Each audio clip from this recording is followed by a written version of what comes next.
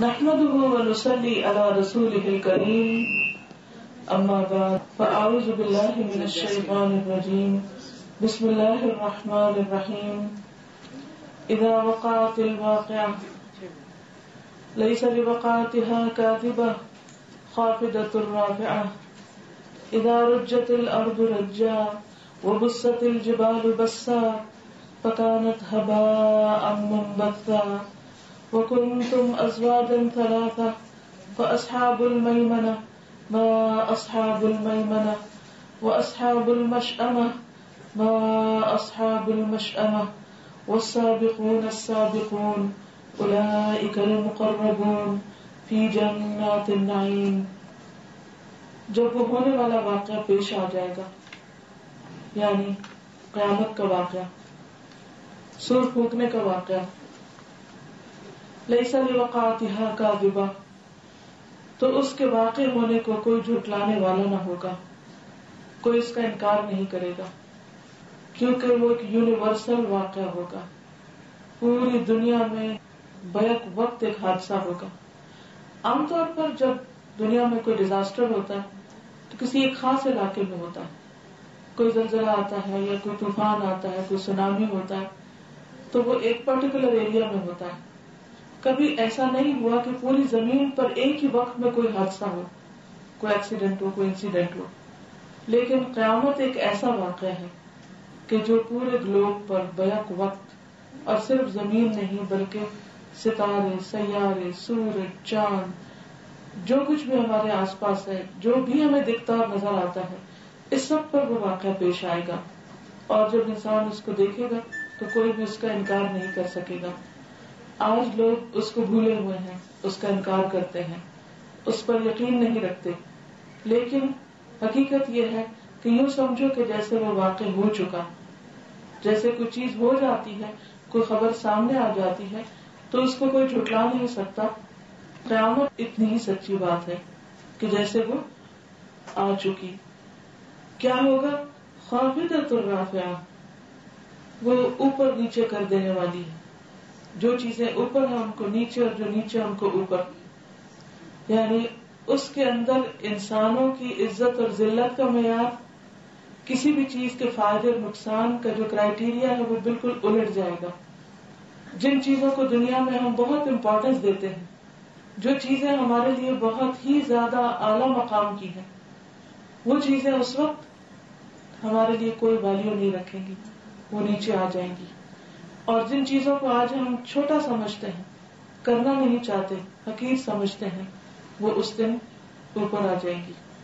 جیسے خاص طور پر جنت میں جانے کے وقت وہ لوگ جو دنیا میں غریب ہیں، مسکین ہیں، جو اللہ کی راہ میں ستائے گئے، وہ جنت میں آدھا دن پہلے داخل ہو چکے ہوں گے.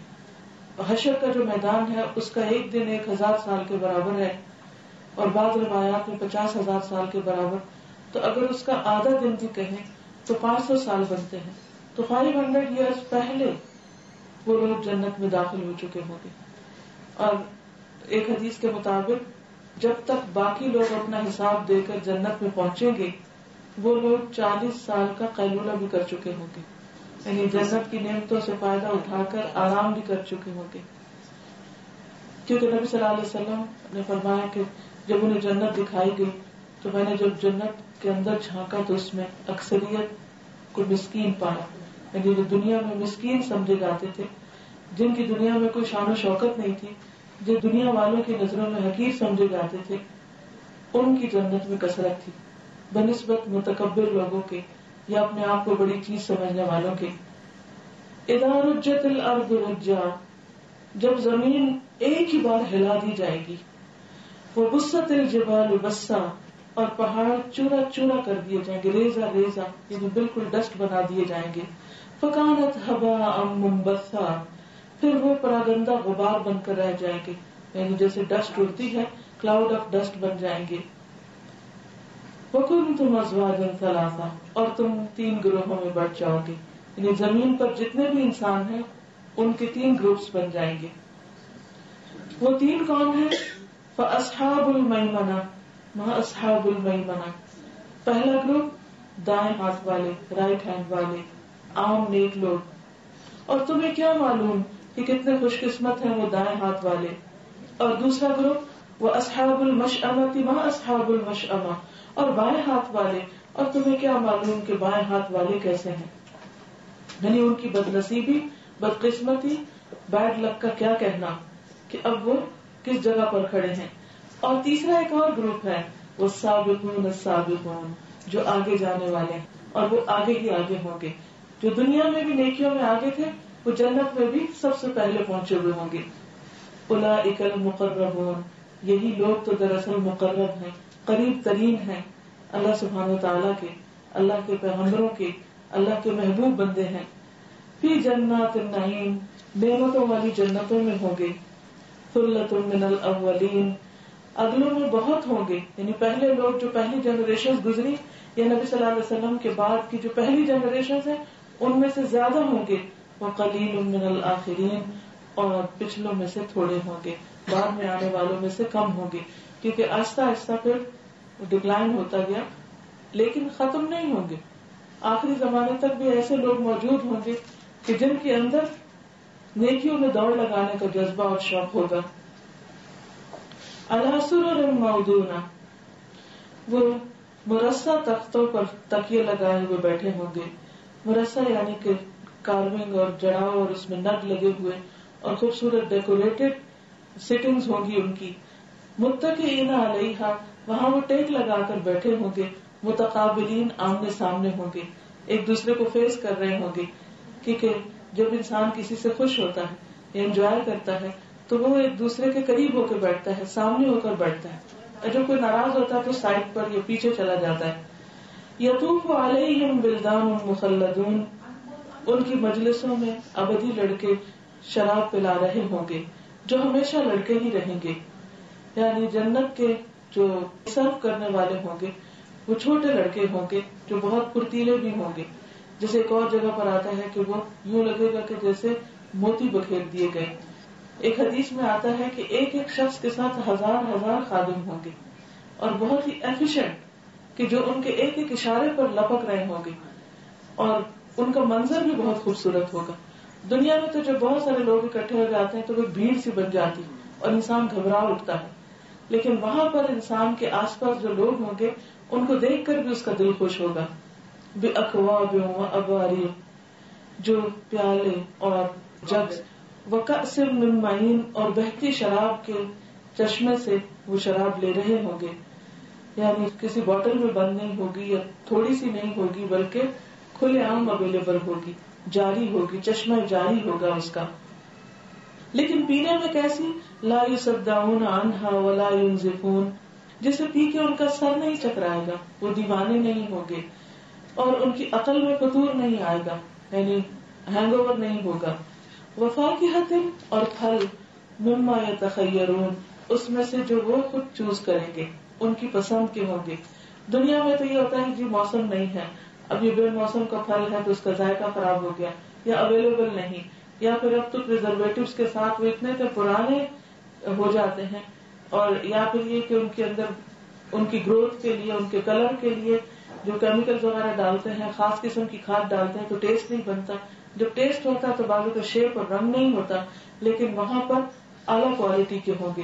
وَلَحْمِ طَيْرٍ، پرندوں کے گوشت، مِمَّا يَشْتَهُونَ، اس میں سے جس کی وہ ڈیزائر کریں گے، جس کی وہ خواہش کریں گے، جو ان کی اپنی چوائس کا ہوگا. وَحُورٌ عِین، اور خوبصورت آنکھوں والی عورتیں، کَأَمْثَالِ اللُّؤْلُؤِ الْمَكْنُونِ، جیسے چھپا کے رکھے ہوئے موتی، کیونکہ جو چیز قیمتی ہوتی، خوبصورت ہوتی ہے اس کو کئی تہوں میں لپیٹ کے سنبھال کے رکھا جاتا ہے. تو جنت کی عورتوں کی بھی خوبصورتی یہی بتائی گئی کہ وہ موتی کی طرح ہوگی، لیکن ایسا موتی جسے چھپایا گیا ہو، میلا نہ ہو.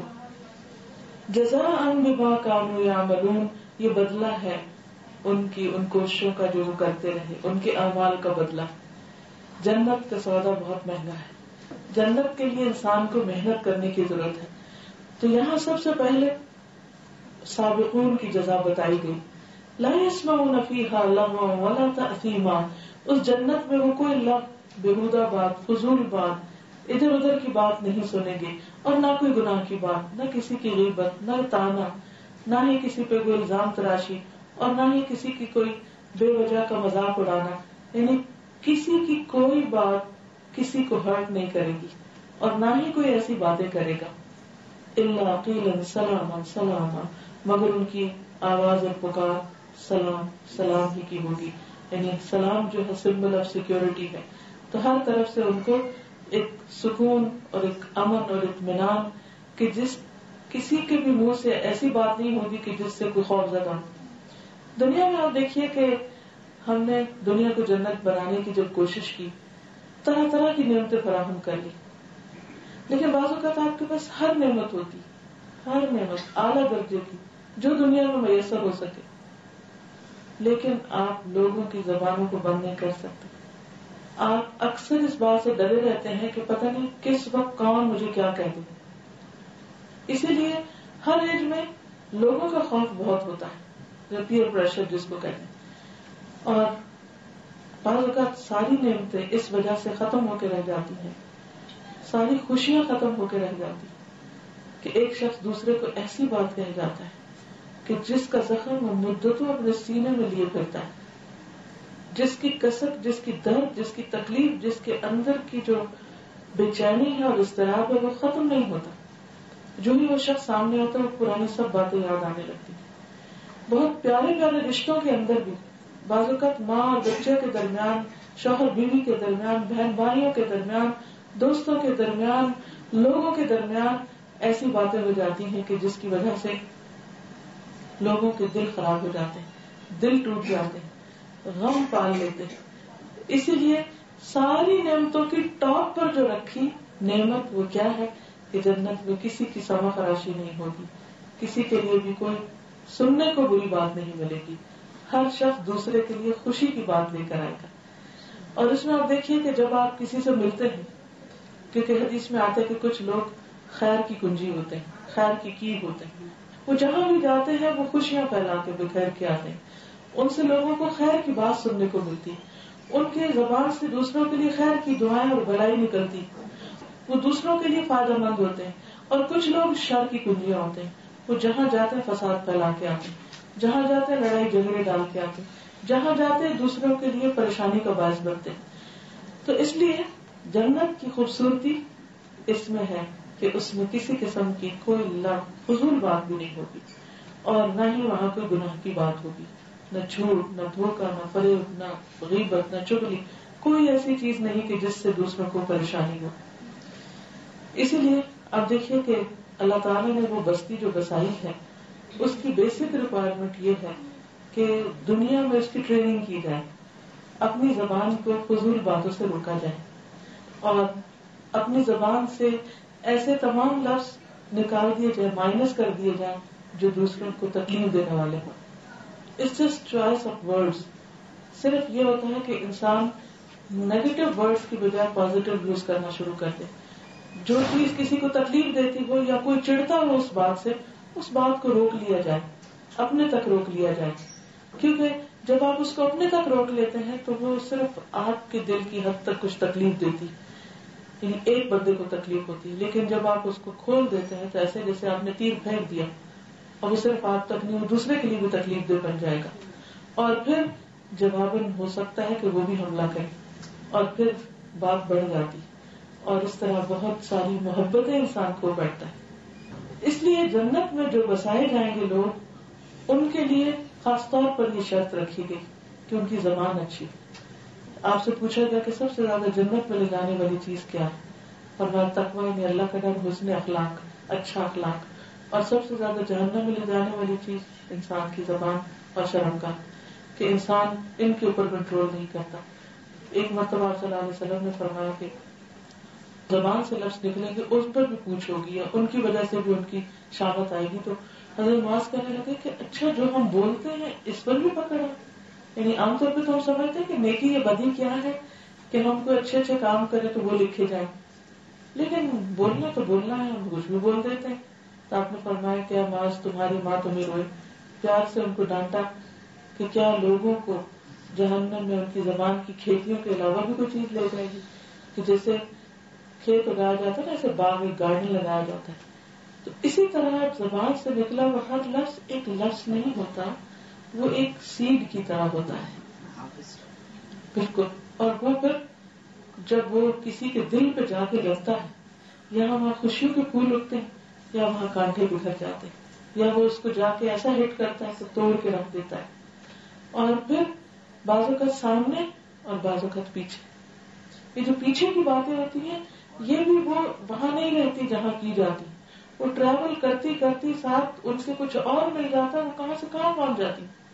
تو اس لیے زبان سے نکلی ہوئی باتوں کو ہارویسٹ سے تشبیہ دی کہ جس طرح یعنی کہ بظاہر تو لفظ منہ سے نکلتا تو کوئی اس کا وجود نہیں ہوتا، لیکن اپنے اثر کے اعتبار سے وہ لوگوں کے دلوں، ان کے مزاج، ان کے اخلاق، ان کی آخرت پر اثر ڈالتا ہے.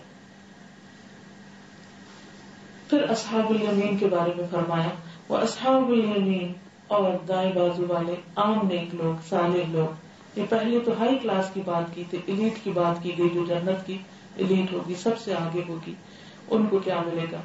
اور دوسری طرف اصحاب الیمین عام نیک لوگ. وہاں اصحاب الیمین، ان اصحاب الیمین کے ساتھ، دائیں بازو والوں کے ساتھ جن کی نیکیوں کا پلہ بھاری ہوگا میزان میں، ان کے ساتھ کیا سلوک ہوگا؟ فی سدر مخضود. ان کی جنت کیسی ہے؟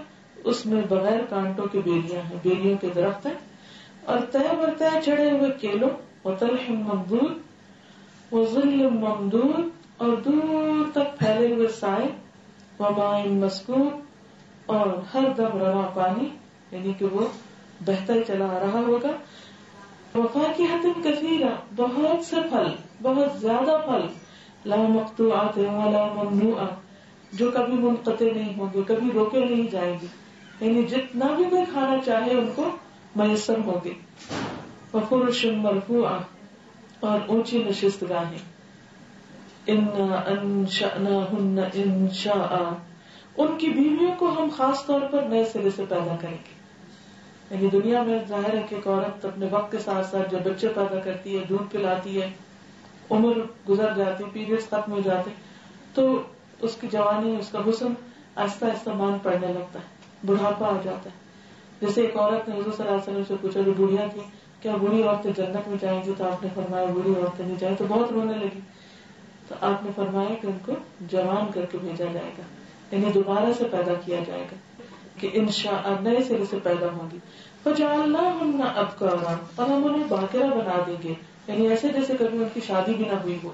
عربا اترابا، اپنے شوہروں کی عاشق، اور عمر میں ہم سے، یعنی ایک جیسی عمر کے، کیونکہ عمر میں بہت فرق جب ہوتا ہے تو بعض اوقات مزاج سمجھ میں نہیں آتا ایک دوسرے کے کہ کس کی ایج کے کیا تقاضے، لیکن جب ایک جیسی ایج ہوتی ہے تو ایک دوسرے کو سمجھنا، انڈرسٹینڈنگ آسان ہوتی ہے. لأصحاب الیمین، یہ دائیں بازو والوں کے لیے ہے. ثلۃ من الاولین، وہ اگلوں میں سے بھی بہت ہوں گے. وثلۃ من الآخرین، پچھلوں میں سے بھی بہت ہوں گے. واصحاب الشمال، اور بائیں بازو والے، یعنی جن کی نیکیاں کم ہوں گی اور برائیاں زیادہ ہوں گی. ما اصحاب الشمال، یہ بائیں بازو والے کون ہیں؟ فی سموم و حمیم، وہ لو کی لپٹ اور کھولتے ہوئے پانی میں ہوں گے. یعنی ان کے اوپر حشر کے دن ہی جس دن اٹھائے جائیں گے تو ان کو سمجھ آ جائے گا کہ ان کے ساتھ کیا معاملہ ہوگا. اور جب جہنم میں جائیں گے تو ان کے اوپر آگ اور پینے کے لیے بوائلنگ واٹر اور کالے دھوئیں کے سائے میں ہوں گے. یعنی جہنم کے اندر جو گندگی ہوگی اور جو جل جل کے اس کا دھواں اوپر آ رہا ہوگا وہی چھاؤں ہوگی، اس کے علاوہ کوئی درخت نہیں ہوگا، کوئی چھاؤں نہیں ہوگی. جیسے آپ دیکھو جو کچرا جلایا جاتا ہے تو اس سے کیسی اسمیل آتی اور وہ دھواں بھی کتنا گندا ہوتا ہے. تو جہنم میں جو لوگ جا رہے ہوں گے ان کے جسموں کے اندر سے جو دھواں نکلے گا اور جو پیپ کی گندگی اور بو ہوگی وہ ساری کی ساری اکٹھی ہو جائے گی. وظل من یحموم لا بارد ولا کریم، جو نہ ٹھنڈا ہوگا نہ آرام دہ ہوگا. انہم کانوا قبل ذلک مترفین، یہ وہ لوگ ہوں گے جو اس انجام کو پہنچنے سے پہلے خوشحال تھے، دنیا میں بہت خوش تھے، دنیا میں بہت مگن تھے، انہوں نے اپنا سب کچھ دنیا ہی کو سمجھ رکھا تھا. وَكَانُوا يُصِرُّونَ عَلَى الْحِنْثِ الْعَظِيمِ، اور وہ بڑے گناہ پر اصرار کرتے تھے، یعنی ان کو پتا تھا کہ بڑے بڑے گناہ کون سے.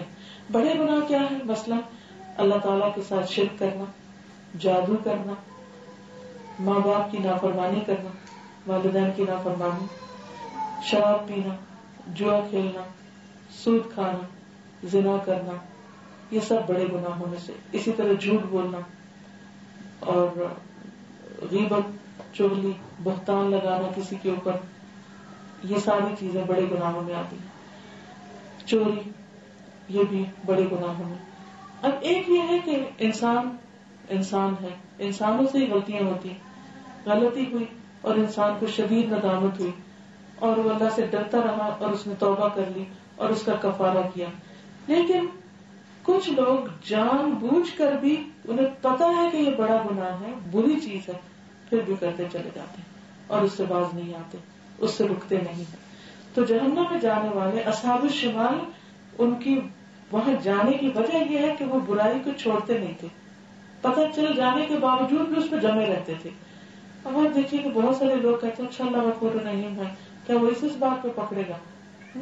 لیکن کتنے لوگوں کو پتا ہے کہ ماں باپ کو ستانا جو ہے وہ بری بات ہے، اس کے باوجود لوگ ماں باپ کی عزت نہیں کرتے، قدر نہیں کرتے، رسپیکٹ نہیں کرتے اور ان کو تکلیف دیتے ہیں کسی بھی چیز سے. اسی طرح کس کو نہیں پتا جادو کرنا کفر ہے. آپ دیکھیے کہ کتنے لوگ بغیر کسی وجہ کے دوسروں کے اوپر حسد کر کے ان کے ساتھ کوئی ایسے کام کرتے ہیں. پاکستان میں میرا ریڈیو چینل پہ ایک پروگرام چلتا ہے تو بس شروع کے پہلے ہی سپارے میں جادو کے اوپر آیات آتی ہے، تو اس میں کافی ڈیٹیل سے میں نے اس کو ایکسپلین کیا. تو آج وہاں سے فیڈ بیک دے رہی تھی کہ کسی طرح ان کی جو فیڈ بیک آتی ہے مختلف لوگ فون کر کے بتاتے ہیں. تو کسی نے بتایا کہ مجھے تو آج تک پتہ ہی نہیں تھا کہ یہ اس میں کوئی برائی بھی، کہ میں عامل ہوں اور لوگ آتے ہیں میرے پاس اور میں ان کے لیے عمل کرتا ہوں. اب پتہ کیسے چلے کون سا عمل جادو؟ تو اس میں آپ دیکھیے کہ جہاں گرے لگتی ہیں نا، جس بھی کلام چاہے قرآن پڑھ کے گرے لگائی جا رہی تو یہ جادو میں شمار ہو جاتا ہے. تو یہ نہیں کرنا چاہیے. اسی طرح لکیریں کھینچنا، کہ لکیریں موافق ہوں تو وہ اس سے ذائقے بنا کے چیزیں نکالیں، تو یہ شرک کی قسمیں، ان کو کفر کہا گیا. لیکن اور یہ کبیرہ گناہوں میں سے. تو بعض لوگوں کو تو پتہ ہی نہیں ہوتا کہ یہ بہت بڑا گناہ ہے، اور بعض لوگ یہ ہے کہ وہ پتہ چل جانے کے باوجود اسے کیے چلے جاتے ہیں. آپ دیکھیے کہ بعض اوقات لوگوں کی زندگی کس قدر حرام ہو جاتی ہے، کس قدر پریشانی اٹھاتے ہیں. بس اگر کسی کا رشتہ باندھ دیا کسی نے اور بچی کی شادی نہیں ہوتی تو ماں باپ کی دن رات کی نیندیں حرام، خود اس کے لیے کتنا پریشانی کی بات ہو جاتی ہے.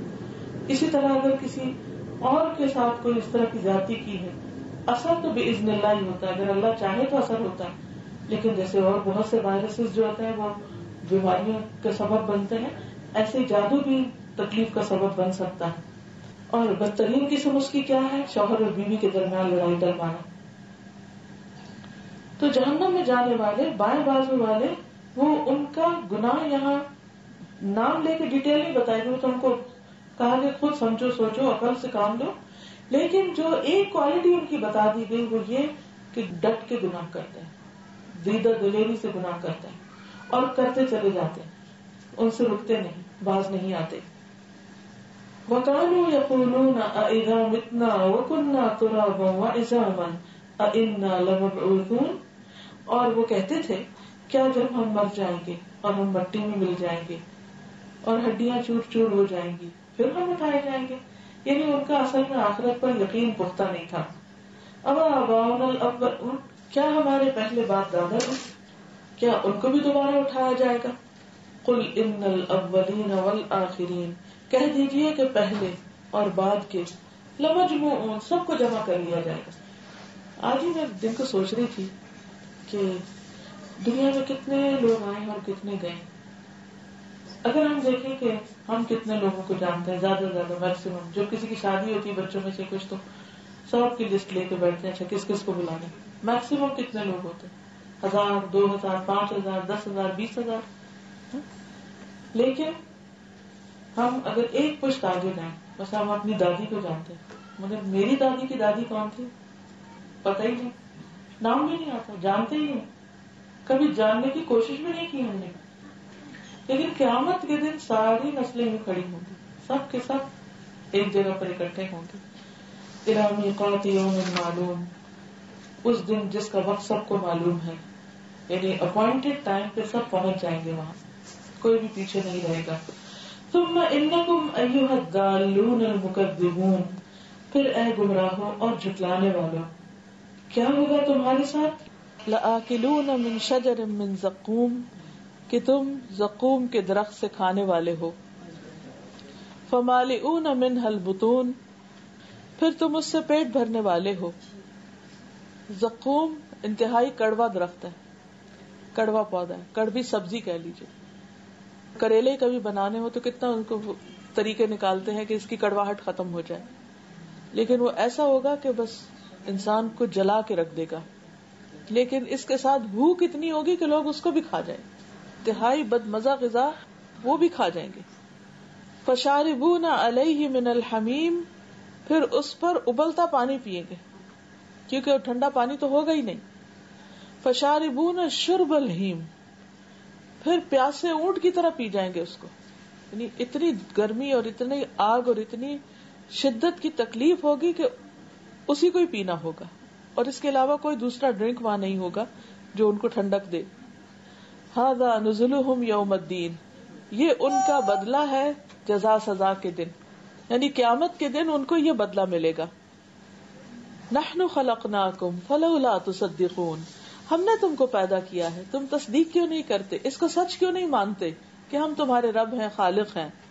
افرأیتم ما تمنون، کیا کبھی تم نے غور کیا کہ جو نطفہ تم ڈالتے ہو، انتم تخلقونہ، کیا تم اس سے انسان بناتے ہو، ام نحن الخالقون، یا ہم خالق ہیں.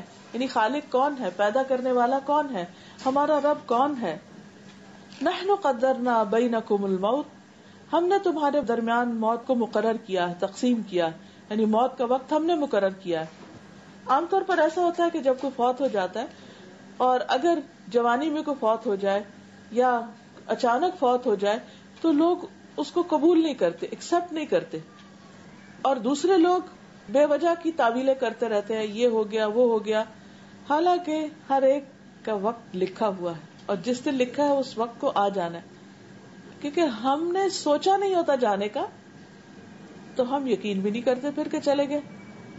کیونکہ ہمارے ذہن میں کیا ہوتا ہے، اتنی لمبی آرزویں ہوتی ہیں، یہ پڑھیں گے، یہ بنیں گے، پھر یہ کریں گے، پھر یہ کریں گے.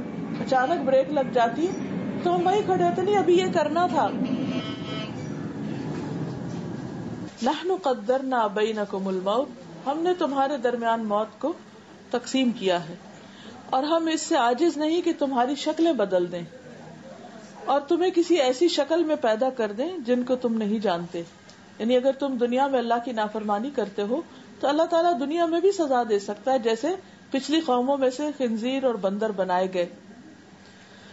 اپنی پہلی پیدائش کو تو تم جانتے ہو، پھر تم سبق کیوں نہیں لیتے، سمجھتے کیوں نہیں، اللہ کی اس بات سے تم ڈرتے کیوں نہیں.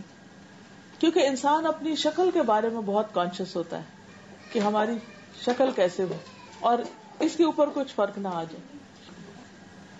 افرأیتم ما تحرثون، کیا تم نے کبھی سوچا کہ یہ بیج جو تم ڈالتے ہو، اانتم تزرعونہ ام نحن الزارعون، کیا ان سے کھیتیاں تم اگاتے ہو یا اگانے والے ہم ہیں. یہ کون پیدا کرتا ہے یہ سب کچھ. لو نشاء لجعلناہ حطاما فظلتم تفکہون، ہم چاہیں تو ان کھیتیوں کو بھس بنا کے رکھ دیں، ختم کر کے رکھ دیں، اور تم طرح طرح کی باتیں بناتے رہ جاؤ کہ یہ ہو گیا وہ ریزن ہے. یعنی کہ ویدر کو بلیم کرو، ہواؤں کو، زمین کے مسائل کو، کہ اس میں شور ہو گیا، کچھ ہو گیا. لیکن اصل میں تو اللہ کا حکم ہے، اور تم اس کو کیا کہو کہ انا لمغرمون، کہ ہم پہ تو چٹی پڑ گئی. بل نحن محرومون، بلکہ ہمارے تو نصیب ہی پھوٹے ہوئے. یہ کیوں کہا گیا؟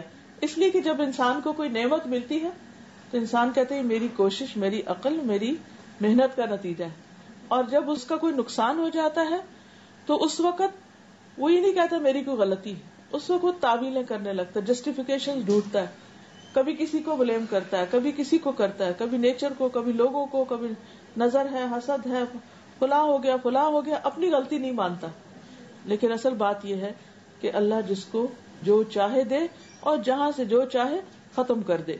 افرأیتم الماء الذی تشربون، کیا تم اس پانی کو کبھی دیکھتے ہو، یعنی غور سے دیکھتے تو ہم روز ہی ہیں. کیا دیکھا تم نے اس پانی کو جو تم پیتے ہو کہ پانی کیسے بنا ہے؟ انتم انزلتموہ من المزن، کیا بادل سے تم نے اس کو اتارا تھا؟ ام نحن المنزلون، یا ہم اتارنے والے ہیں؟ بارش کون برساتا ہے؟ پانی کون لاتا ہے؟ لو نشاء جعلناہ اجاجا، ہم چاہے تو اس کو بھی کڑوا کر دیں. جیسے سمندر سے اٹھتی ہے نا بادل، تو سمندر تو کڑوا ہوتا ہے، لیکن وہ اوپر جا کے پھر دوبارہ برستا ہے تو میٹھا ہو جاتا ہے، پھر واپس اسی نمک میں ملتا ہے، پھر دوبارہ اسی طرح واٹر سائیکل چلتا ہے. تو یہ اللہ تعالیٰ کا خاص فضل ہے، وہ چاہے تو نیچے سے نمک بھی ساتھ اٹھا دے اور کڑوا ہو جائے سب کچھ. فرمایا فلولا تشکرون، پی کر شکر ادا کیوں نہیں کرتے؟ اب دیکھیے کہ زندگی ساری ہماری پانی پر ہے، پینے، کھانے، دھونے، نہانے، پکانے، ہر چیز میں پانی چل رہا ہے. اپنے آپ سے آنیسٹلی پوچھیں کہ ہم کیا واقعی روز جب پانی پی کے رکھتے تو الحمدللہ کہتے، یا نہا کے نکلتے تو کہتے ہیں کہ الحمدللہ شکر ہے پانی ہے، گرم ہے، آسانی سے ہمیں مل رہا ہے. یہ سب کچھ کہاں سے؟ اگر انسان سوچے، اگر ہم اس وقت یہ جاننے کی کوشش کریں، بیٹھ کے صرف اس پر ریسرچ کریں کہ یہ جو میرے ہاتھ میں پانی ہے، یہاں میرے ہاتھ تک پہنچا اور جس کا میں نے گھونٹ بھرا، یہ کتنی منزلیں طے کر کے آیا. یہ کبھی ایک سمندر میں تھا، وہاں سے یہ اٹھا بادل میں گیا، وہاں سے یہ برسا زمین پہ آیا، زمین پر پھر یہ کسی جگہ پر جمع ہوا، وہاں سے یہ پھر اٹھایا گیا، پھر اس کو صاف کیا گیا، پھر بوتلوں میں بھرا گیا، پھر گھروں میں پہنچا، جب میرے ہاتھ میں آیا. اتنی سفر طے کر کے ایک پانی کہاں سے کہاں پہنچا، اور میں پی کر اس کا شکر بھی ادا نہ کروں جس نے اس کو بنایا اور بھیجا میرے لیے. تو یہ اللہ تعالیٰ بندوں سے کیا چاہتے ہیں؟ اللہ تعالیٰ یہ نہیں چاہتے کہ جو نعمتیں اس نے بنائی ہیں اس کو استعمال نہ کرے، وہ تو ہم کو کرنی ہے، لیکن جب استعمال کرے تو پھر شکر ادا کرے، پھر تھینک فل ہو اللہ کے، اور بندوں میں سے بھی جو مدد کرے اس کے بھی شکر گزار ہوں. افرأیتم النار التی تورون، کیا تم نے دیکھا جو آگ تم جلاتے ہو، یا الیکٹریسٹی آج کل جسے ہوتی ہے، انتم انشأتم شجرتها، کیا تم نے اس کا درخت اگایا؟ کیونکہ اس زمانے میں گرین درختوں سے بھی آگ نکلتی تھی، کیونکہ عربوں کے ہاں تو الیکٹریسٹی نہیں تھی، اور آگ جلانے کے لیے ماچس کے کارخانے تو بعد میں لگے ہیں، پہلے تو لوگ نیچرل وے سے آگ جلاتے تھے. فرمایا کہ یہ آگ تم جلاتے ہو، اگر وہ پتھروں کو بھی رگڑ کے چکماک سے بھی آگ جلاتے تو اس پتھر کے اندر کس نے وہ قوت رکھی کہ جو آگ نکالتی؟ یا وہ جو درخت افار اور مرخ کے ہوتے تھے کہ جن کی ٹہنیوں کو ایک دوسرے سے ٹکراتے تو اس میں سے آگ نکلنے لگتی، حالانکہ گرین درخت. تو یہ سب کچھ کس نے تمہارے لیے کیا؟ انتم انشأتم شجرتها ام نحن المنشئون، کیا اس درخت کے پیدا کرنے والے تم ہو یا ہم نے پیدا کیا؟ نحن جعلناها تذکرة ومتاعا للمقوین، ہم نے اس کو یاد دہانی کا ذریعہ بنایا ہے کہ اللہ کی نعمت کو دیکھ کر لوگ اللہ کو یاد کریں، اور حاجت مندوں کے لیے زندگی کا سامان بنایا ہے کہ لوگ اپنی ضرورتیں پوری کریں. فسبح باسم ربک العظیم، پس اے نبی اپنے رب عظیم کے نام کی تسبیح کرو. گویا بندوں پر اللہ کا حق یہ ہے کہ ان ساری نعمتوں کو استعمال کر کے اللہ کا شکر ادا کریں اور اللہ کی پاکی بیان کریں، اللہ کی تسبیح کریں. فلا اقسم بمواقع النجوم، پس نہیں میں قسم کھاتا ہوں تاروں کے مواقع کی، جہاں جہاں تارے گرتے ہیں. اور اگر تم سمجھو تو یہ بہت بڑی قسم ہے کہ یہ ایک بلند پایا قرآن ہے، کہ جیسے تم تاروں کا گرنا آنکھوں سے دیکھتے ہو، اسی طرح اللہ نے وحی کا بھی انتظام کر رکھا ہے جو تم نہیں دیکھتے. پر سے بارش کے علاوہ جو نوٹسبل چیز ہوتی ہے وہ ستارے. تو اس کے فوراً بعد فرمایا کہ یہ قرآن بھی وحی سے آیا ہے، اللہ ہی کی طرف سے، ایک محفوظ کتاب میں ثبت ہے، یعنی لوح محفوظ میں لکھا ہوا ہے، جسے مطہرین کے سوا کوئی نہیں چھو سکتا. یعنی وہ فرشتے اس کے اوپر ڈیوٹی ہے جن کی، وہی اس کو ہاتھ لگا سکتے ہیں اوریجنل کاپی کو، باقی کوئی وہاں تک پہنچ ہی نہیں سکتا کہ کچھ مٹا دے، اور وہ فرشتے انتہائی آنےسٹ ہیں. تنزیل من رب العالمین، رب العالمین کی طرف سے نازل ہوا ہے. افبہذا الحدیث انتم مدہنون، کیا تم اس کلام کے ساتھ بے اتنائی برتتے ہو، اس کی کیئر نہیں کرتے، اس کی طرف نہیں آتے، اس کو پیچھے رکھا ہوا. حقیقت یہ ہے کہ آپ دیکھیں، ہم سب اپنے دلوں میں جھانک کر دیکھیں اور آنےسٹی کے ساتھ اپنے آپ سے پوچھیں، کیا واقعی ہم نے قرآن کو اتنا سیریسلی لیا جتنا ہم دنیا کی کسی بھی ایک ڈگری کو لیتے ہیں؟ بے شمار باتیں، اور ان سب باتوں کے اوپر تم اتنی دلچسپی لیتے ہو، اور بہت سے لوگ اس کی کوٹیشن، اس کی سینگ، اس کا فرمان، اس کا کال، اس کی بات، پھر جب ہم آپس میں بھی بیٹھتے ہیں تو لوگوں کی باتوں میں ان کو کوٹ کر رہے تھے، اس نے یہ کہا، اس نے یہ کہا، میں نے یہ کہا. بچہ شروع ہوتا ہے بولنا تو ہم اتنی دفعہ تکرار کرتے ہیں، بچے نے ابا کہہ دیا، اماں کہہ دیا، یہ کہہ دیا، وہ کہہ دیا. تو فرمایا کہ یہ سب انسانوں کی باتیں ہیں، ایک اللہ کی بات بھی ہے، یعنی کلام ہے اللہ کا قرآن.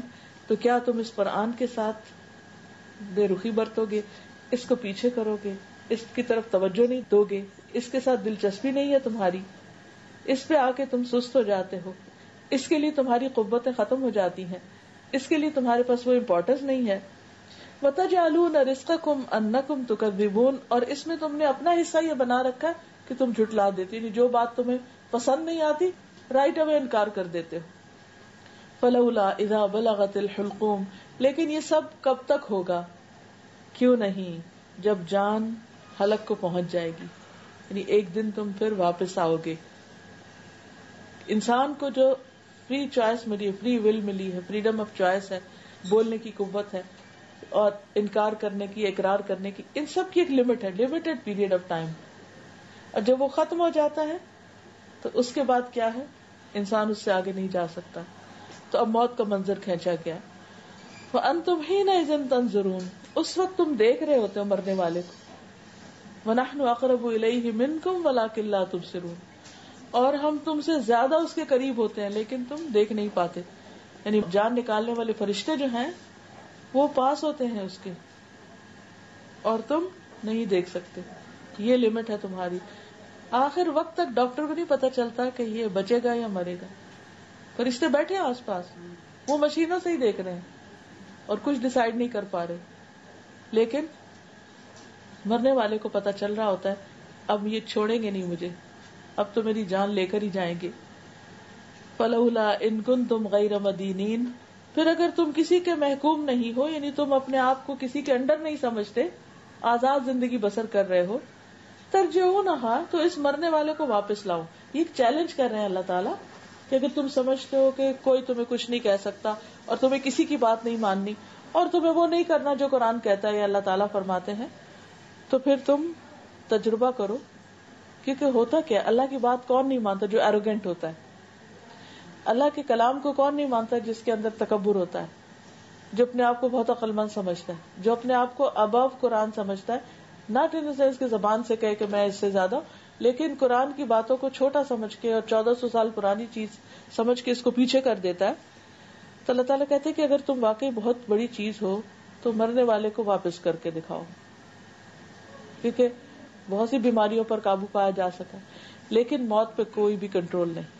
کہ اگر تم واقعی بڑی چیز ہو، کیونکہ زندگی اللہ دیتا ہے، موت بھی اللہ دیتا ہے، بھلا اللہ سے یہ اختیار چھین کے تو دکھاؤ کہ وہ مار رہا ہے اور تم کو نہیں، میں مرنے نہیں دوں گا.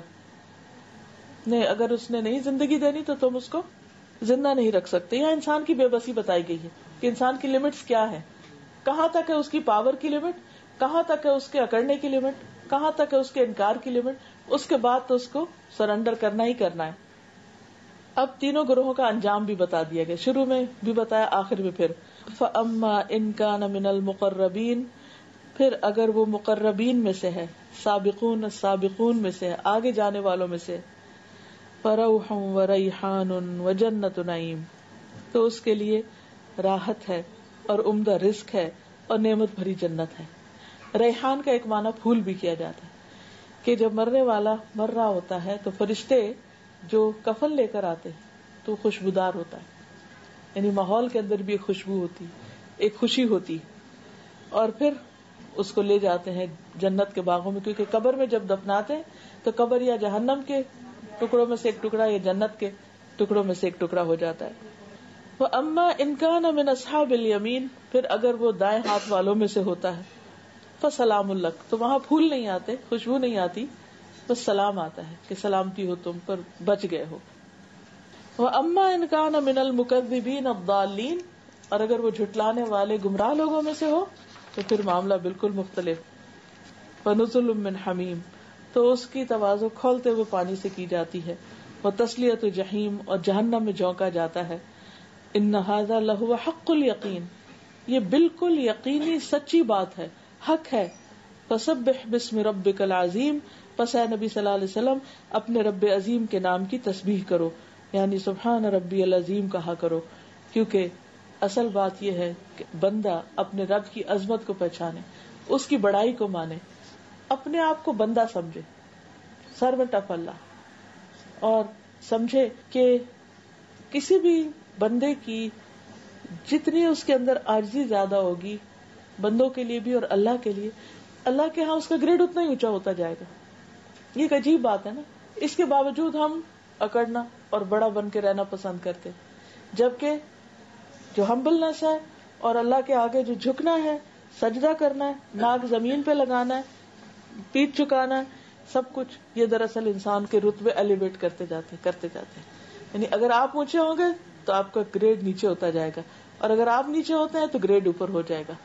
تو یہ یہاں پر اللہ کی تسبیح بیان کرنے کے لیے کہا گیا ہے کہ جب انسان ایسی کوئی بات سنے تو سبحان اللہ پڑھے، کیونکہ سب کچھ بنانے والا وہ اور سب کا انجام بھی اسی کی طرف. اس لیے انسان کبھی بھی اس سوچ اور اس خیال سے غافل ہو کے اس کو بھول کے اپنی زندگی نہ گزارے. یہ دراصل ایک ریمائنڈر تھا میرے اپنے لیے بھی اور آپ سب کے لیے بھی، کیونکہ ہر انسان کے اندر خیر ہے لیکن ہمارے اندر شر بھی ہوتا ہے. فَأَلْهَمَهَا فُجُورَهَا وَتَقْوَاهَا. اگر ہم ایسے ماحول میں رہیں گے، ایسے چیز پڑھتے رہیں گے، کرتے رہیں گے کہ جس سے ہمارا خیر بڑھے، جیسے قرآن کی مجلس میں ہوتے یا قرآن پڑھتے تو خیر پھوٹنے لگتا ہے انسان کے اندر سے، تو وہ اس کی خوش قسمتی کی علامت ہے. اور اگر برے ماحول میں رہیں گے، بری کمپنی میں ہوں گے، دنیا ہی کی باتیں کرتے رہیں گے، تو وہ جو دوسرا طرف ہے وہ بڑی ہونے لگتی ہے. تب جب ایک لمٹ ہے نا، ایک بڑا ہوگا تو دوسرا خود ہی چھوٹا ہو جائے گا.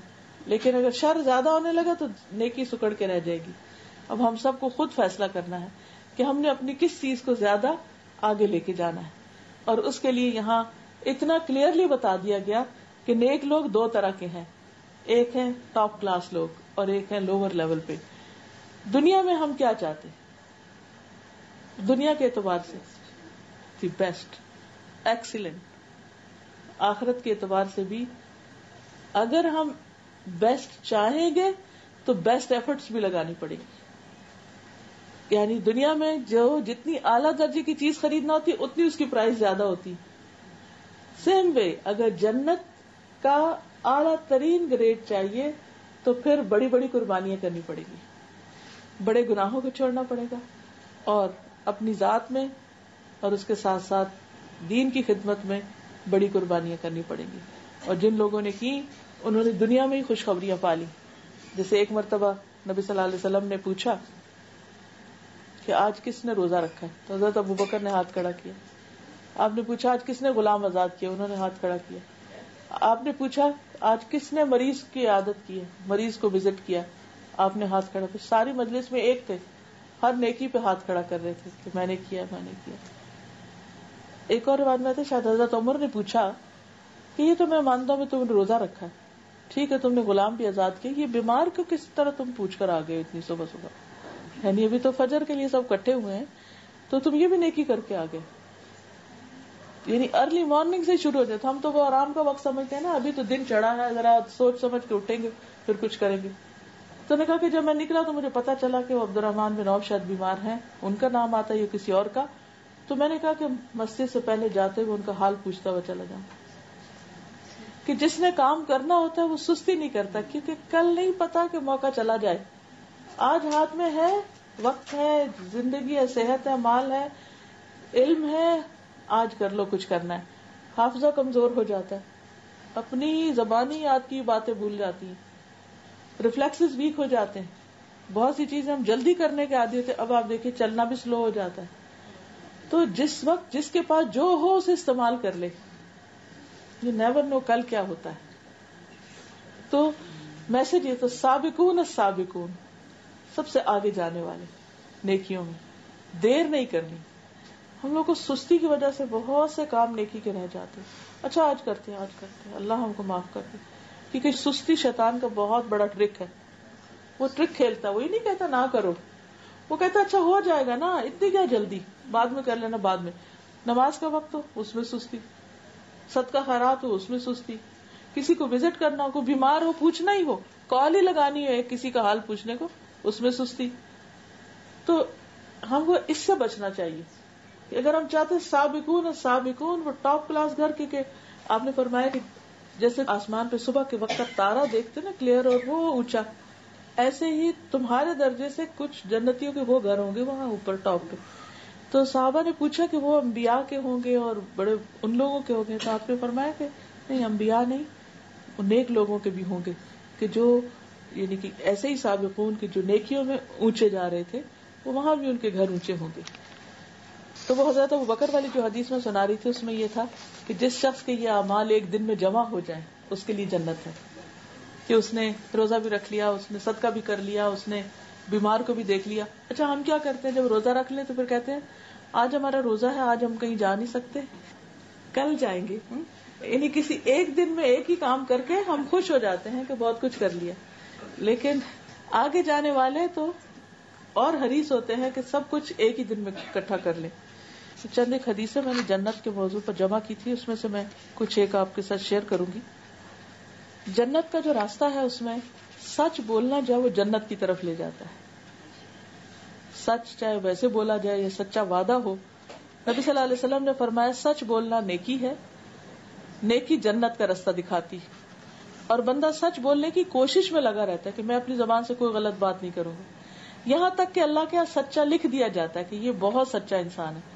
اب دیکھیں دنیا میں بھی پہچان ہو جاتی ہے نا کہ یہ کبھی غلط بیانی نہیں کرے گا, یہ دھوکہ نہیں دے گا, یہ ہیر پھیر نہیں کرے گا, یہ بہت کھرا انسان ہے, آنےسٹ ہے, سچا ہے. تو اللہ کے یہاں بھی اس کا اس گروپ میں نام آ جاتا ہے. اب دیکھیے کہ ہم دنیا میں بعض اوقات ہوتا ہے نا کہ اچھا فلاں میں ہمارا نام آ جائے, تو اس وقت کیا ایکسائٹمنٹ ہوتی ہے, کتنی خوشی ہوتی ہے کہ جب ہم اپنے پسندیدہ کلاس یا لوگ یا کمپنی یا جو بھی ہم کرنا چاہیں وہاں ہم پہنچ جائیں. اور جھوٹ برائی ہے, برائی دوزخ کا راستہ دکھاتی ہے.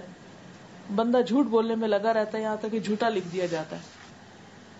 اسی طرح ایک چھوٹی سی حدیث ہے, اگر یاد رہے تو بہت فائدہ ہوگا. نبی صلی اللہ علیہ وسلم نے فرمایا جو مجھ پر درود بھیجنا بھول گیا وہ جنت کے راستے سے بھٹک گیا. درود پڑھنا جو ہے یہ اتنی بڑی نیکی, اور اگر کوئی اس کا اہتمام نہیں کرتا تو وہ بھول گیا راستہ جنت کی طرف جانے کا. اب خاص طور پہ جمعے کا دن, اس دن کا درود جو ہے وہ اس لیے شاید کہا کہ اگر ہر دن یاد نہیں رہتا تو اس دن کچھ نہ کچھ اہتمام ضرور کرے. تو ویسے تو یہ کہ اگر ہم لوگ عادت ڈالیں, مثلا اگر صبح کے وقت اٹھ کے ہم کوئی واک کرتے ہیں, اسٹریچز کرتے ہیں یا کوئی بھی, تو باندھ لیں کہ اتنا درود روز پڑھنا ہے. یا لیٹے ہیں تو لیٹ کر اس وقت کو باندھ لیں کہ دوپہر کے لیے آرام کرنے کو لیٹے ہیں, یا ڈرائیو کر رہے ہیں, یا کوئی بھی ایک چیز. لیکن جب تک ہم باندھتے نہیں وہ ہوتا نہیں کام. کبھی تسبیح کرتے, کبھی وہ, کبھی ایک کیا, کبھی دوسرا بھول گئے. تو اس لیے بہت ضروری ہے کہ جو چیزیں جنت کی طرف لے جانے والی ہیں ان کا خاص اہتمام کیا جائے.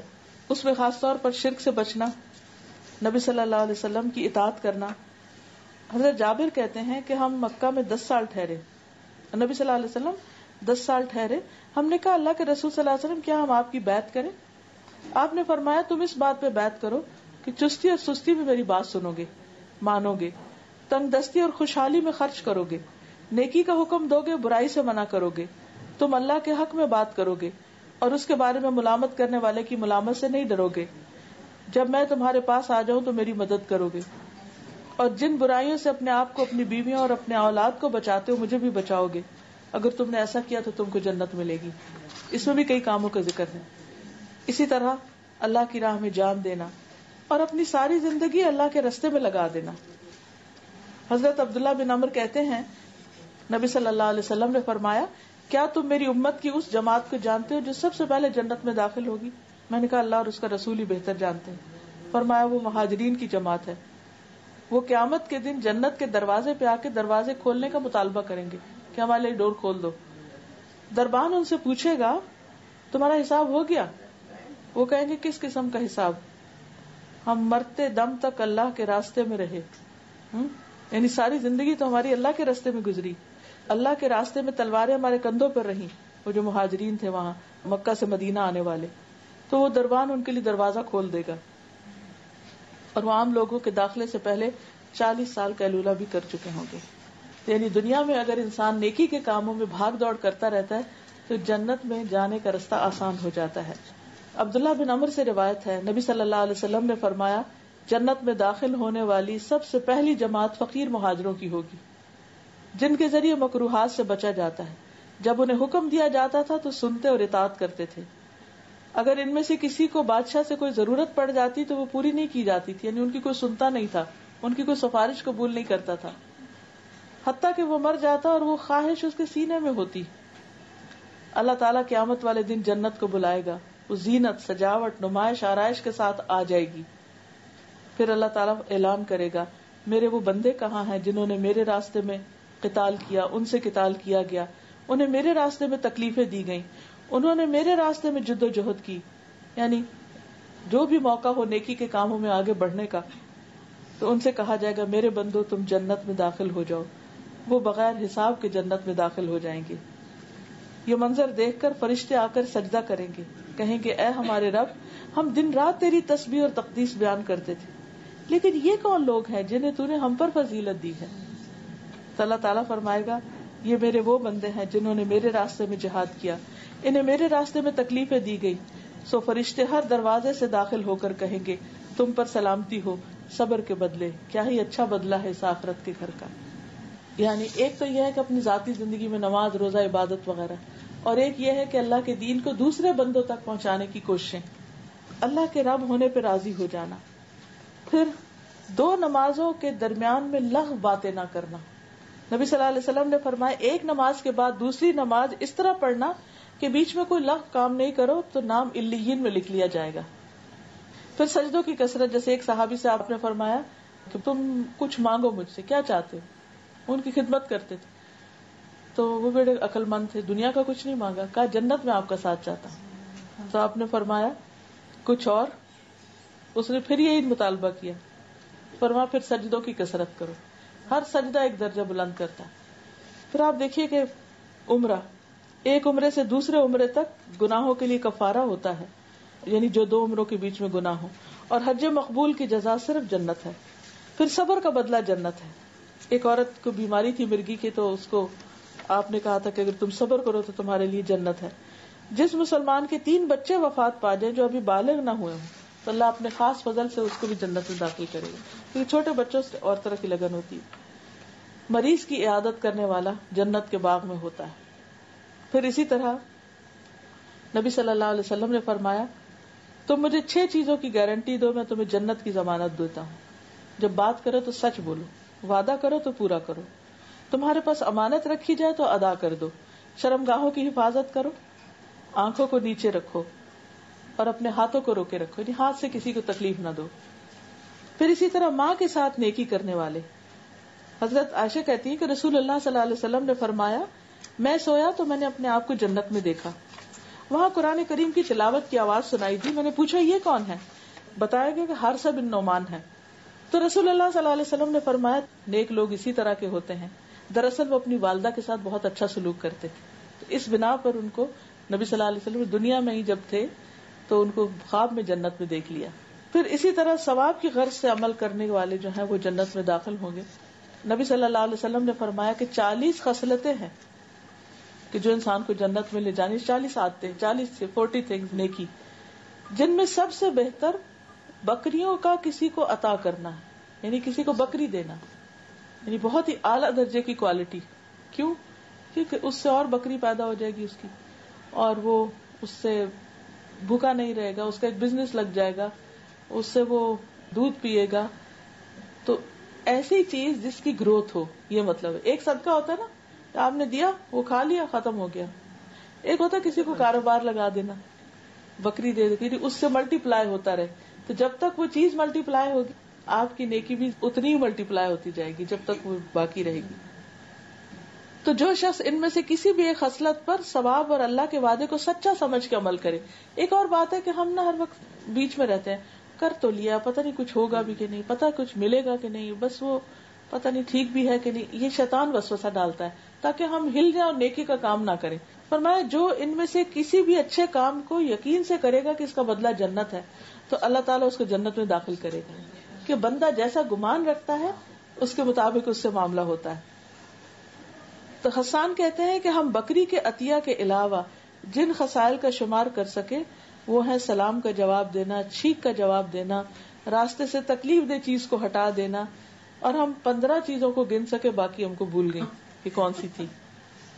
پھر اسی طرح ایک شخص جو تھا وہ تنگ دستوں کو مہلت دے دیتا تھا، یعنی جن کے پاس نہیں ہوتا تھا وہ قرضہ لیتے تو ان کو معاف کر دیا کرتا تھا، تو اللہ تعالیٰ نے اس کو بھی معاف کر دیا. اسی طرح ایک شخص کو جنت میں مزے کرتے دیکھا نبی صلی اللہ علیہ وسلم نے، جس نے راستے میں ایک ایسے درخت کو کاٹا تھا جو لوگوں کو تکلیف دیتا.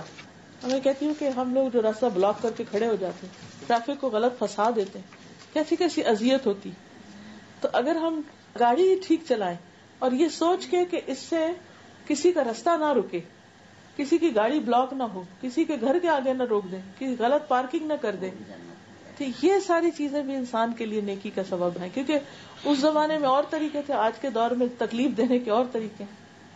ابو برزہ کہتے ہیں ایک مرتبہ میں نے عرض کیا یا رسول اللہ صلی اللہ علیہ وسلم مجھے کوئی ایسی چیز سکھا دیں جو مجھے جنت میں لے جائے، کوئی ایسا کام بتا دیں، کیونکہ شوق تھا نا، یا جس سے مجھے کوئی فائدہ مل جائے. تو آپ نے فرمایا مسلمانوں کے رستے سے تکلیف دہ چیزیں ہٹا دو، رستہ صاف کرو. کتنی بڑی نیکی.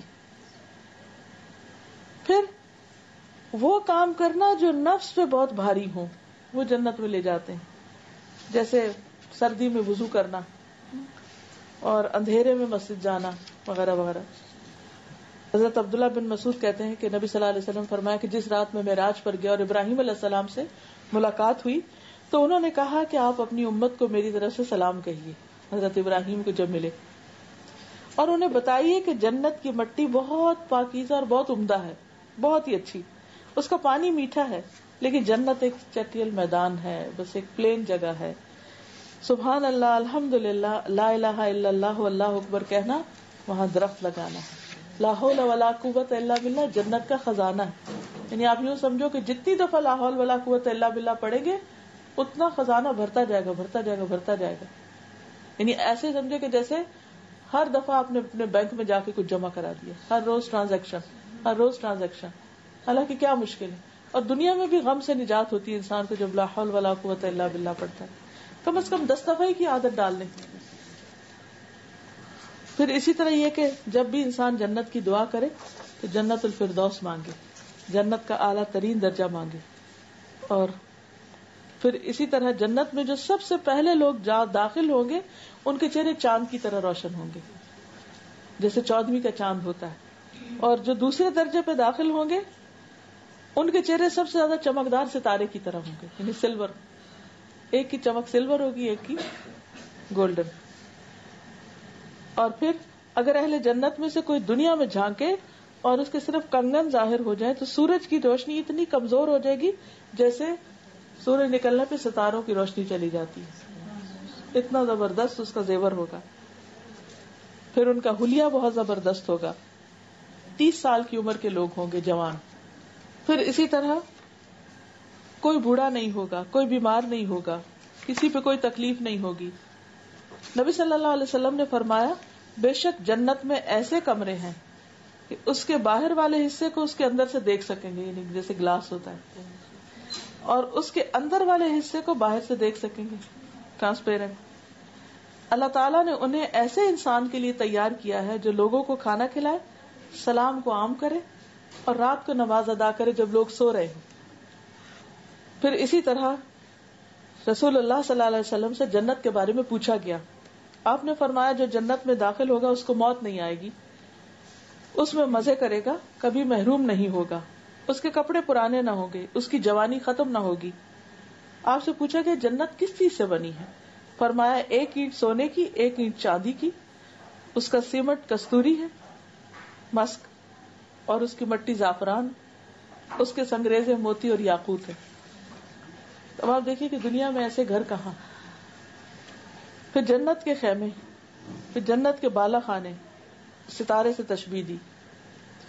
صرف ایک کوڑا رکھنے کی جگہ دنیا و ما فیہا سے بہتر ہے.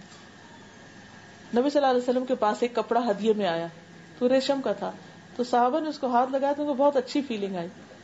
تو جب آپ نے دیکھا کہ وہ اس سے خوش ہو رہے ہیں، حیران ہو رہے ہیں، تو آپ نے فرمایا جنت میں سعد بن معاذ کے رومال اس سے بھی اچھے، یعنی تم اس کپڑے کو دیکھ کے خوش ہو رہے اس سے بھی اچھے.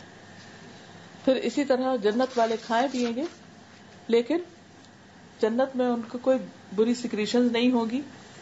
کھانا جو ہے وہ صرف ایک ڈکار کی شکل میں سارا تحلیل ہو جائے گا، اور اس سے بھی بیڈ اسمیل نہیں آئے گی، مسک کی خوشبو ہوگی، اور تسبیح ان کے سانس کے ساتھ خود ہی جاری ہوتی جائے گی.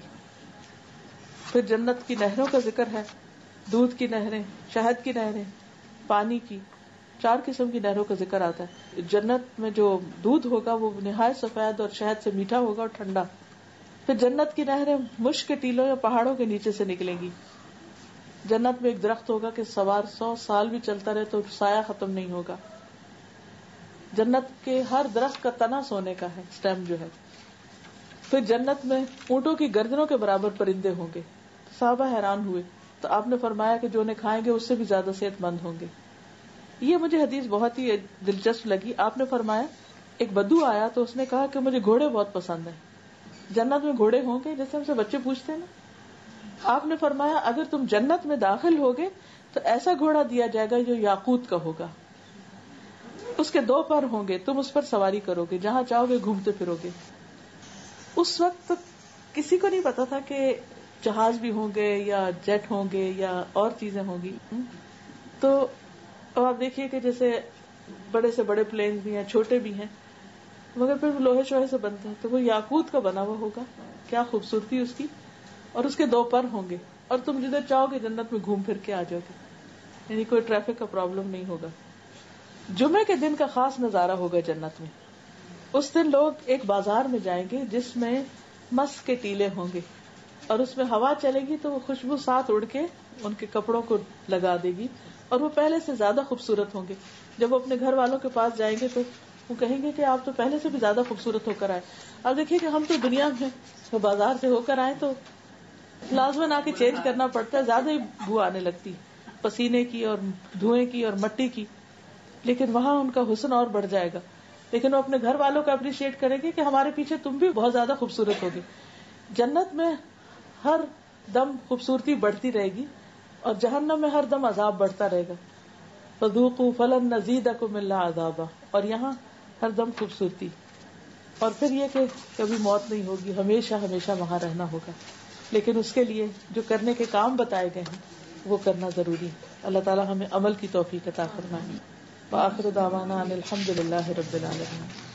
آپ کچھ کہنے کے وہ ان کا سوال یہ ہے کہ جب کوئی فوت ہو جائے تو ڈیلی بیسس پہ کیا کریں.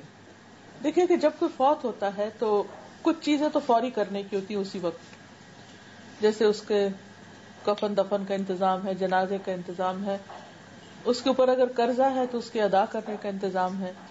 پھر دفن کر دیا، جنازہ پڑھ کے دعائیں مانگ کے، اس کے بعد وراثت تقسیم کرنا ضروری ہے.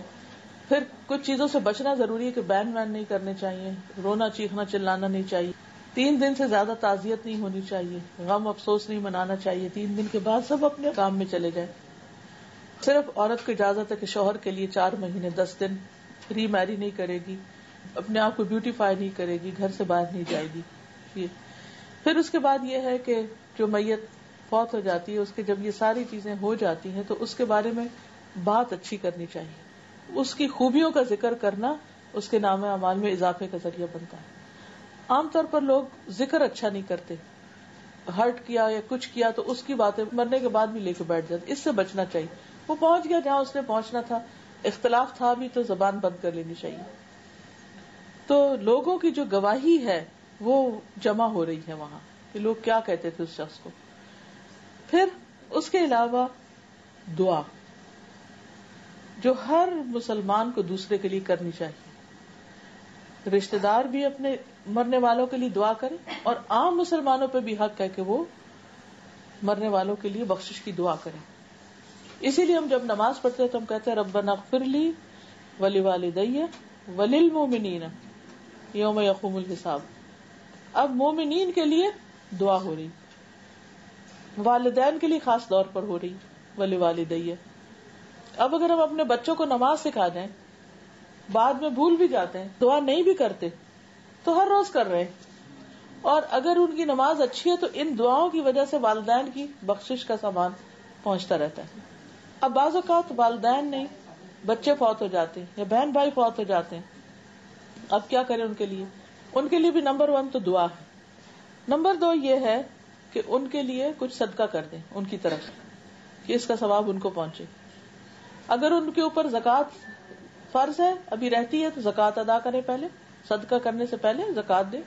اگر روزے رہتے ہیں تو ان کے روزے رکھ دیں، اگر خود نہیں رکھ سکتے تو فدیہ دے دیں. اگر ان پہ حج فرض تھا اور وہ حج کرے بغیر فوت ہو گئے تو ان کی طرف سے حج بدل کریں. اگر خود نہیں کیا ہو کیونکہ حج بدل وہ کرتا ہے جس نے اپنا حج کیا ہو تو کسی اور سے کروا لیں، یا یہ ہے کہ پھر 1 سال اپنا کر لیں اور 1 ان کا کروا دیں. لیکن اگر ان کے اوپر حج فرض نہیں تھا تو پھر لازم نہیں ہے. پھر اس کے بعد کوئی بھی وہ کام کہ جو آپ ہدیتاً چاہتے ہیں کہ اس کو ثواب اس کا ملتا رہے، جو صدقہ جاریہ کے کام ہوتے ہیں وہ آپ اس کی طرف سے کر سکتے ہیں. یعنی بخشش کی دعا کے علاوہ، اس کے ذکر خیر کے علاوہ، اس کے لیے صدقہ خیرات جس میں کھانا کھلانا اور یہ سب چیزیں اپنی جگہ، لیکن ایک انویسٹمنٹ کرنا.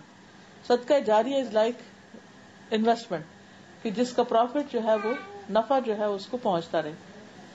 تو یہ چند چیزیں ہیں.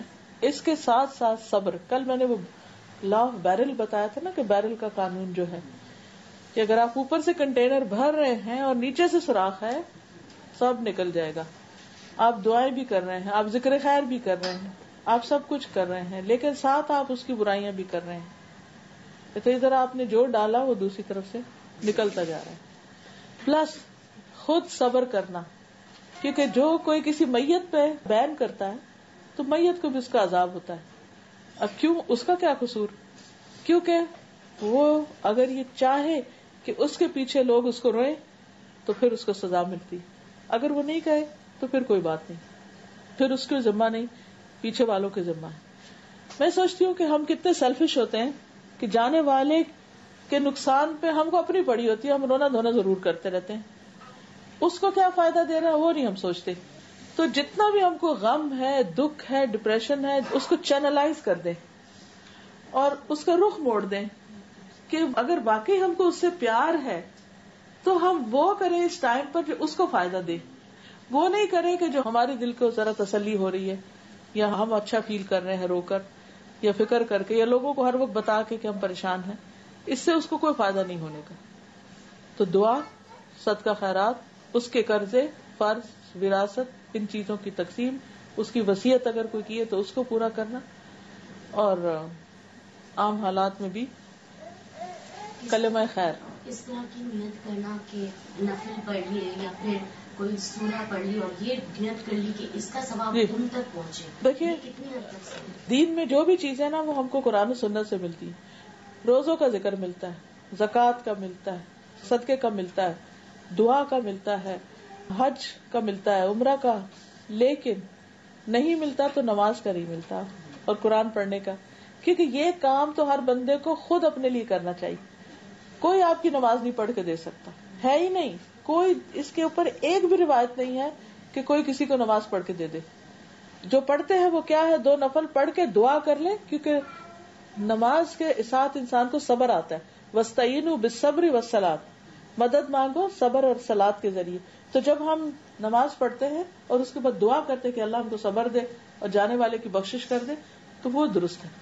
اگر کوئی گزر گیا ہو اور انہوں نے ہمارے ساتھ کچھ غلط کیا ہو اور بار بار وہ خیال آتا رہے تو اس کو دور کرنے کا کیا طریقہ ہے؟ دعا پڑھا کرے اللہم اغفر لی وَلَهُ، اللہ مجھے بھی معاف کر دے اور اس کو بھی معاف. ہاں پوچھے. وہ ایک سوال تھا مجھے کوئی پوچھیے کہ ان کے بیٹے نے شادی کر لیا کہ غلط لڑکی سے شادی کر لیا، تو ابھی باپ نے انکار کر دیا کہ تم سے میرا کوئی تعلق نہیں ہے until and unless we are satisfied that girl is okay for you. تو ابھی ماں تو بہت ترس رہی ہے، تو اس کو یہ پتہ چلا کہ 3 دن کوئی مسلمان سے بات نہیں کر کے نہیں رہا جاتا، کہ صحیح نہیں.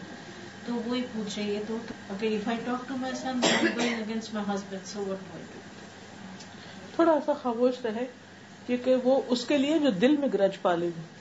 آپ تو چاہتی ہیں، کئی دفعہ ایسا نہیں ہوتا ہم مہینوں نہیں کسی سے بات کرتے، تو اگر ایک مصلحت کے لیے تھوڑا دیر رک جائے تو کوئی حرج نہیں ہے حتیٰ کہ معاملہ ٹھنڈا ہو جائے. ورنہ یہ ہوتا ہے کہ گھر میں پھر فساد بڑا ہو. اور باپ کیونکہ جائز وجہ سے ہی ناراض ہے. جی اور ایک سوال آپ کا، کسی کے جو جسے بیٹی کو شادی کر دیا گیا ہے، اس کی جیسے ان لوگ کو پتہ نہیں تھا کہ ان لوگ بہت یعنی مزہ اس کا پابندی بہت کرتے ہیں ان کو فیملی، تو ابھی کچھ بھی نہیں ہے، وہ لڑکی اتنا نماز بھی نہیں پڑھتی ہے، یعنی ویسے اسلامک بہت نہیں ہے مگر کوڈ ٹھیک ہے، مگر اس کا لڑکی کا فیملی کا سائڈ سے یہ سب کچھ نہیں ہے، مگر وہ جو لڑکا جس سے شادی کیا گیا اس کا فیملی اور وہ بہت یہ سب کرتے ہیں، ابھی کیا ان لوگ پھر خوش بھی نہیں ہیں، وہ husband and wife they are not happy also. So in this case, what do they do? And what does she do? The girl is in a dilemma, whether she should stay with him or leave him. بہت بڑا اور بھی کچھ استخارہ کریں. استخارہ کریں. ٹھیک ہے. سبحانک اللہم و بحمدک، نشہد ان لا الہ الا انت، نستغفرک و نتوب الیک. ویڈیو کے نیچے سبسکرائب کے بٹن پہ کلک کریں، بیل کے آئیکن پہ کلک کیجیے تاکہ ہر نئی ویڈیو کی نوٹیفیکیشن